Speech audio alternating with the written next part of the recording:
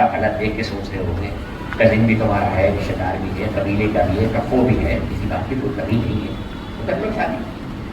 تو اس نے رسول اللہ میں نہیں کرنا چاہتی شادی. سمجھایا رسول اللہ کہ ہم آپ کیا سمجھاتے کہ بھائی طرف بغاوت ہے مزاج میں، تو سمجھا دیں بھائی گھر کا معاملہ ہے، خاندان کا معاملہ ہے، قبیلے کا معاملہ ہے، رشتے داری کا معاملہ ہے، تو کہہ رہے ہیں تو کر لو. سمجھایا اس کو. وہ نے کہا نہیں میں نہیں کرنا چاہتی شادی. تو رسول اللہ نے کہا کہ اگر آپ نہیں کرنا چاہتی ہیں تو آپ کی شادی نہیں ہو سکتی. پھر اسلامی شریعت اس کی اجازت نہیں دیتی کہ اگر آپ شادی نہیں کرنا چاہتی ہیں تو آپ شادی کے لیے کوئی آپ کو فورس کرے، چاہے ماں ہو یا باپ ہو یا خاندان میں کوئی آدمی.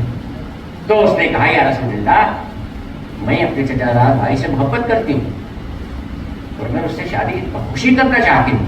کیونکہ نے سوال کیوں پوچھا مجھ سے آ کے؟ تو میں نے یہ معلوم کرنا چاہا تھا کہ عورت کا حق کیا ہے اسلامی معاشرے میں. عورت کا حق کیا ہے اسلامی معاشرے میں؟ 1400 سال پہلے اتنا اویئرنیس ہے کہ معلوم کرنا چاہتے ہیں کہ ہمارا حق کیا ہے اور یہ پوچھنا چاہتے ہیں کہ ہمارا حق کیا ہے. اور رسول اللہ اس اندر جاتے ہیں جیسے حق یہ ہے وہ ہے، ماں باپ کا بھی حق ہے، بھائی کا بھی حق ہے، سبوں کا حق ہے، خاندان کا حق ہے، صاحب کا حق ہے، قبیلے کا حق ہے، خاندان کی عزت کا سوال ہے. کر دو شادی. مگر وہ پڑی ہوئی ہے کہ نہیں میں نہیں کرنا چاہتی کیونکہ میری مرضی نہیں. جب رسول اللہ سے سن لیا کہ تیری مرضی کے بغیر تیری شادی نہیں کی جا سکتی تو کہتی ہے کہ ہاں مجھے تو پسند ہے لیکن میں آپ کے منہ سے یہ سننا چاہتی تھی کہ اسلامی شریعت کیا کہتی ہے کہ مجھے اختیار ہے کہ نہیں ہے اپنی باڈی پر، اپنے فیصلے پر، اپنے اختیار ہے کہ نہیں. بھائی ظالم محترم یہی اسلامی شریعت ہے کہ جب تک وہ کہے گی نہیں جب تک اس کے ساتھ شادی نہیں کی جا سکتی. یہ پہلی شادی. اور جو پہلی شادی کا مسئلہ ہے تو میں آپ کے سامنے بہت آسانی کے ساتھ یہ پیش کر سکتا ہوں کہ یہاں بھی ایگریمنٹ ہے.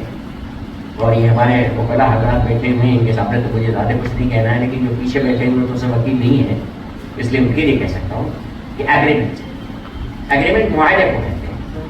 باقی یہاں ایگریمنٹ آپ کر سکتے ہیں، ایگریمنٹ توڑ سکتے ہیں. باقی یہاں ایگریمنٹ نہیں ہے. باقی یہاں جنمانتر کا کھاتے ہیں، چاہے وہ کرسچنس ہو اور چاہے ہمارے برادر ہیں ہندو دونوں ہو، ان کے جنمانتر کا ساتھ ہے. ایک بار شادی ہو گئی تو ہوگی، وہ ختم نہیں ہو سکتی. بلکہ ہمارے یہاں ہندو کے یہاں تو عورتیں 7 جنم کی بات کہتی ہیں کہ اگر کون سا व्रत ہوتا ہے کروا چوتھ، یہ व्रत اگر رکھ لیں گے تو اگلے 7ویں جنم تک ہمارا یہ پتی یہی رہے گا، اس کا تعلق ہو جائے گا. ایسا اسلام نہیں. اسلام میں سیدھے ایگریمنٹ کیا جا سکتا ہے، توڑا جا سکتا ہے. تو ایگریمنٹ میں 2 پارٹیاں ہوتی ہیں، اس کے بغیر تو ایگریمنٹ نہیں ہو سکتا. اسی لیے کہتے ہیں میوچل ایگریمنٹ ہے. جب ایگریمنٹ میں 2 پارٹیاں ہوتی ہیں تو میں کہتا ہوں حق کی بات نہیں کی جا سکتی، کسی بھی ایگریمنٹ کی بات کی جا سکتی. اسلامی شریعت ایگریمنٹ کو کیا کہتی ہے؟ اسلامی شریعت ایگریمنٹ کے لیے کہتی ہے اگر وعدہ کرو تو وفا کرو. وعدہ کوئی بھی وعدہ، یہ تو شادی کی بات ہی نہیں کر رہا ہوں میں. وعدہ کرو، آپ سے ڈیل ہو گئی ہماری کہ یہ بڑا چیز جو ہے یہ آپ کو بھیج دیں گے ہم اور آپ پھر وعدہ ہو گیا ہمارا. اب اپنے زبان سے پھر جائیں تو خدا ہم سے خوش نہیں ہو، اس لیے کہ ہم نے وعدہ کیا ہے تو وعدے کو وفا کرنا چاہیے. اسلامی شریعت یہ کہتی ہے کہ وعدہ کرو تو وفا کرو. اگر تم نے وفا نہیں کیا اپنے وعدے کا تو اس کا مطلب یہ ہے کہ خدا بند عالم کے سامنے جواب دو. اس بندے کے سامنے تو تم نے اس کی حق تلفی کری لی، لیکن بندے کی حق تلفی کر دی تو خدا بند عالم کے سامنے جواب دو کہ تم نے وعدہ توڑ دیا. جب وعدہ توڑ دیا ہے تو اس کے بعد یہ ہوتے ہیں ایگریمنٹ ایک ایسی چیز ہے جو صرف بندے اور بندے کے درمیان نہیں ہے، خدا گواہ ہے اس کا کہ دونوں نے ایگریمنٹ کیا ہے اور اصل میں خدا بند عالم گواہ ہے. تو اگر آپ نے ایگریمنٹ توڑا ہے اور زیادتی کی ہے اس کے ساتھ، وفا نہیں کی ہے اس کے ساتھ، تو اس کے معنی یہ ہوا کرتے ہیں خدا بند عالم کیا غضب آپ نے اپنے لیے بول دیا.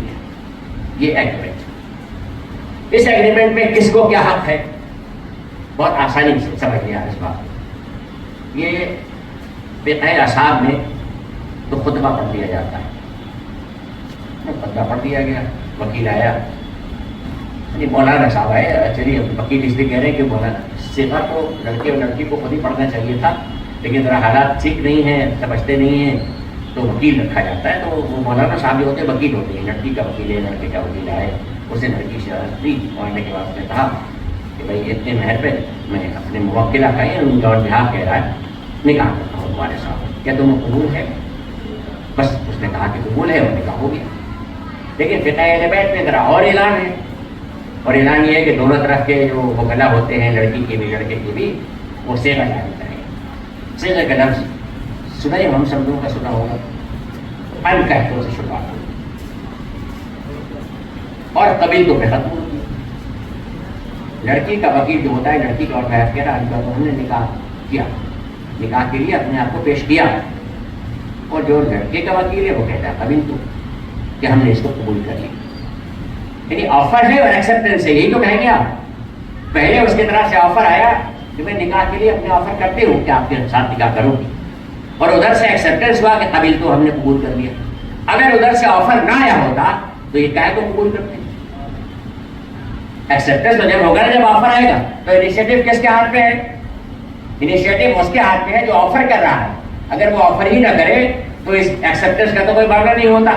تو انیشیٹو اس کے ہاتھ میں جو انکہت ہے, اور انیشیٹو کو ایکسیپٹنس جو دوسرا ہے وہ قبیل تو لڑکے کے ہاتھ میں. تو کس کو اختیار ہوا اس کا؟ یعنی وہی تو لڑکے پوچھ رہے ہیں اگر میں کہہ دو نہ کہوں تو شادی نہیں ہو سکتی میری. اس کے معنی ہوا کرتا ہے کہ ابتدا جو ہے اختیار کی ابتدا لڑکی کے ہاتھ میں ہے, اور جب لڑکی کے ہاتھ میں اختیار ہے تو جب تک وہ آفر نہ کرے, جب تک ایکسیپٹنس نہیں ہوگا, اور جب تک ایکسیپٹنس نہیں ہوگا جب تک معاہدہ نہیں ہوگا. یعنی آپ کی شرط یہ ہے کہ لڑکی نے آفر کیا اور لڑکے نے اس کو قبول کر لیا. یہ میوچل ایگریمنٹ کو, یہ میوچل ایگریمنٹ ہوا. تو ایک بات کہہ دوں آپ کے سامنے کہ جب تک انکہتو نہیں آئے گا, جب تک قبیلتوں کی کوئی اہمیت نہیں ہے, قبیلتوں کہا ہی نہیں جا سکتا, کوئی ایگزسٹنس نہیں ہے, اس کا کوئی لوکس اسٹینڈرڈ نہیں ہے جب تک آفر نہیں کیا گیا. تو آپ یاد کریں اس بات کو, بڑی آسانی کے ساتھ سمجھ میں آ جائے گی ہمارے کہ جس شادی کا تذکرہ کیا جا رہا ہے اس میں عورت کے پارٹ کو کمزور کہا جاتا ہے. تو یہ کہا جاتا ہے اسلام نے عورت کے بارے میں ذرا کنجوسی سے ہاتھ کھینچا ہے, اس کے حقوق میں کوئی طلاق مستحب نہیں ہے کہ مرد طلاق دے گا عورت طلاق نہیں دے گی, اور جو میراث کا معاملہ ہے اس میں بھی آتا اس میں کیا جا رہا ہے. یہ سب چیزیں آدمی عورت کے ساتھ. یعنی گویا اسلام کے اوپر یہ الزام آیا ہے کہ اسلام نے عورت کے لیے ذرا کچھ دبا کے بات کی. لیکن اسلام تو قرآن کا نام ہے, بغیر قرآن کے تو اسلام کا تصور نہیں کیا جا سکتا. اب آپ حضرات کے ہاتھ میں موبائل ہوتا ہے, ہمارے سارے بچے جب چاہیں کلک پہ دیکھتے لگا کے دیکھتے ہیں, ٹچ اسکرین پہ دیکھتے ہیں. اگر ٹچ کریں گے آپ ڈھونڈیں گے قرآن میں تو عورتوں کے نام سے آپ کو سورہ نساء مل جائے گی. 176 آیتوں والی سورہ نساء مل جائے گی جو عورت سے متعلق ہے. لیکن کوئی سورہ رجال نہیں ہے مرد سے متعلق. تو دیکھیے ایمفیسس کیا ہے شریعت کی. قرآن کی ایمفیسس سورہ رجال ہوتا تھا تو مطلب مردوں کے کسی بات میں ایمفیسس دی جا رہی ہے, لیکن یہاں پروٹیکشن دیا جا رہا ہے نہیں, عورتوں کے لیے خصوصی سورہ 176 آیتیں ہیں اس میں جو نازل کر دیا ہم نے تاکہ عورتوں کے حقوق کی حفاظت کی جا سکے. تو جو جس کو خداوند عالم نے کہا بایولوجیکلی کمزور ہے, جسے خداوند عالم نے صنف نازک کہا ہے, جسے آپ سمجھتے یہ ہیں کہ ذرا کمزور ہے, اور ہندی زبان میں بھی ابلا کہا جاتا ہے, حالانکہ نہیں اس کو طاقتور بنایا جائے لیکن اب بھی ابلا کہا جا سکتا ہے, اور تمام اس کی مشکلیں ہیں. اس مشکل کو خداوند عالم نے پہلے محسوس کر کے بتا دیا کہ سب سے پہلے ہم یہ بتائے دیتے ہیں کہ ہماری ایمفیسس کیا ہے. ہماری ایمفیسس رجال نہیں ہے, ہماری ایمفیسس نساء ہے, تاکہ یہ معلوم ہو سکے کہ جس کے حق تلفی کی گنجائش زیادہ ہوتی ہے اس کے طرح ہم ذکر اور واضح کر دیتے ہیں تاکہ اس کے حق کو کھول کے تمہارے سامنے پیش کر دیں.